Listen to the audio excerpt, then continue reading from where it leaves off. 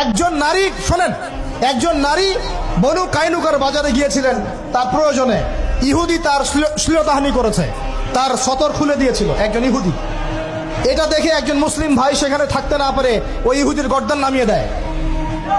এই ইস্যুকে কেন্দ্র করে ইহুদিরা মিলে ওই ভাইকে শহীদ করে।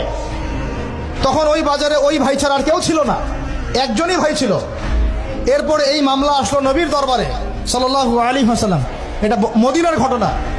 নবী সাল্লাল্লাহু আলাইহি ওয়াসাল্লাম ওই সাহাবীকে তো দোষারোপ করেনই নাই, ওই সাহাবীকে দোষারোপ করেন নাই, বরং নিজে বর্ম পরে অন্য সাহাবীদেরকে বলেছেন তোমরা বের হও, আমরা বনু কাইনুকা আক্রমণ করবো, ওকে এখান থেকে বের করে দেবো। একজন দিনী বোনের ইজ্জতের বদলা নেওয়ার জন্য পুরো বনু কাইনুকার ইহুদিদের সাথে যুদ্ধ হয়েছে। আর আমাদের বোনরা স্বেচ্ছায় ইজ্জত বিলি দিচ্ছ। তোমরা হচ্ছে মাটির তলে চলে যাও, তোমাদের বেঁচে থাকার চেয়ে মাটির তলে চলে যাও। তোমরা নিজেরা স্বেচ্ছায় ইজ্জতের বিসর্জন দিচ্ছ।